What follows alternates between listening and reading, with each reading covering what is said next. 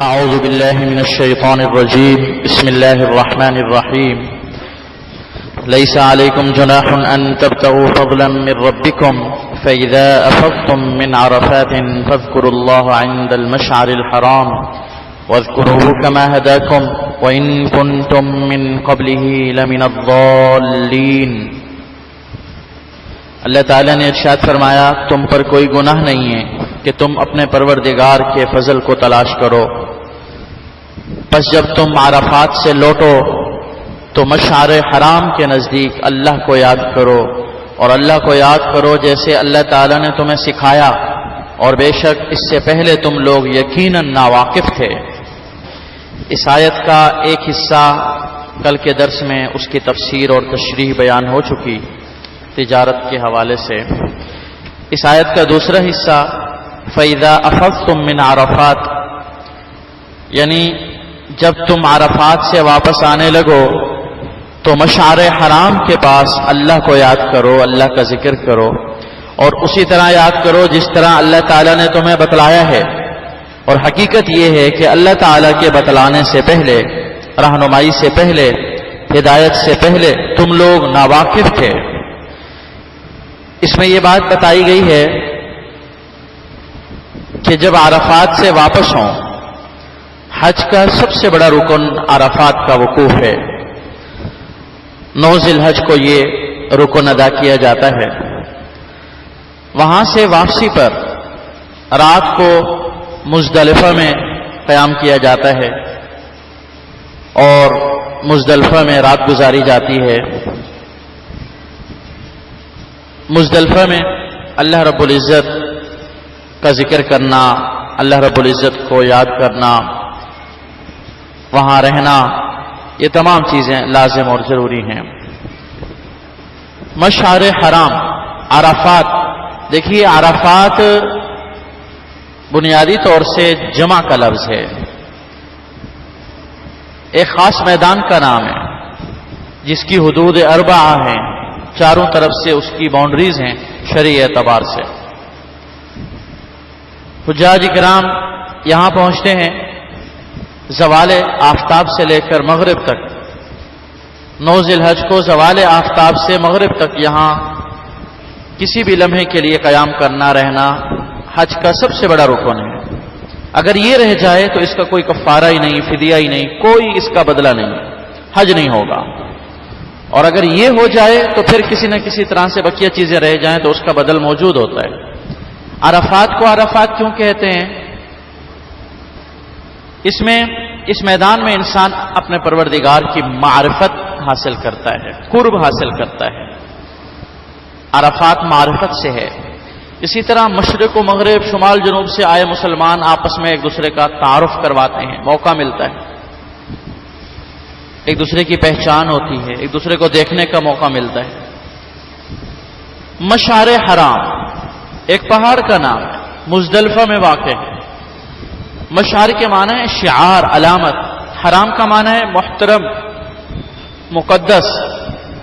تو یہ پہاڑ چونکہ اسلام کی عظمت کے اظہار کے لیے ایک مقدس مقام ہے، اس کے آس پاس کے میدان کو مزدلفہ کہتے ہیں.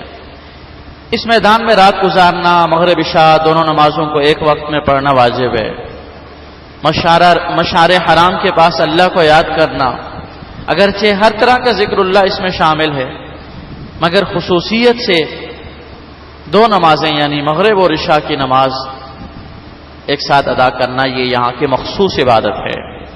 اور اسی کی طرف قرآن کریم میں اشارہ ہے کہ تم اللہ کو ایسے یاد کرو جیسے اللہ نے تمہیں اس کی رہنمائی دی ہے، جیسے اللہ نے تمہیں طریقہ ذکر کرنے کا بتایا ہے. کیونکہ اصول تو یہ ہے بظاہر کہ مغرب کی نماز مغرب کے وقت پڑھیں، عشاء کی عشاء کے وقت میں، لیکن اللہ رب العزت کو اس مقام پر اس دن یہی پسند ہے کہ مغرب کی نماز مؤخر کر کے عشاء کے ساتھ دونوں ایک ساتھ ادا کریں. دیکھیں اصل بات تو یہی ہے نا کہ اللہ کے حکم کو پورا کرنا ہے جیسے بھی ہو. اللہ کے بتائے ہوئے طریقے، اللہ کے بتائے ہوئے حکم کو فالو کرنا بندگی ہے. اپنی سوچ نہیں چلے گی، اپنی عقل نہیں چلے گی، اپنی باتیں نہیں چلیں گی، اللہ کا حکم پورا کرنا ہے. حج خاص طور سے عبادت ہی ایسی ہے. آپ پورے حج کے ارکان، عبادات، طور طریقے اس میں غور کریں. عجیب و غریب ایک بندگی کا عجیب نظارہ ہے اس میں. سلا ہوا لباس نہیں پہننا، سر کو آپ نے ڈھکنا نہیں ہے، پاؤں کو نہیں ڈھکنا ہے، چہرے کو نہیں ڈھکنا ہے، خوشبو نہیں لگانی، بال نہیں کاٹنے، ناخن نہیں کاٹنے. اللہ تعالیٰ کے حکم کی تکمیل کرنی ہے. چکر لگاؤ. ایک کمرہ بنا ہے اس کے چکر لگاؤ. ایک کمرے کی اہمیت کہاں سے آئی؟ بیت اللہ، اللہ کے حکم سے. اس کا چکر لگانا کتنی بڑی عبادت بنا دیا اللہ نے. عرفات میں جا کے بیٹھ جاؤ، یہ قیام عبادت ہے. بال کٹوا دو. تو غرض ہے کہ حج کی تمام عبادات، تمام ارکان بہت عجیب و غریب، اس کے اندر اللہ کے حکم کی تکمیل کا سبق دیا گیا ہے. اس لیے اللہ نے فرمایا جیسے میں نے سکھایا ویسے کرو. وَاذْكُرُوهُ كَمَا هَدَاكُمْ.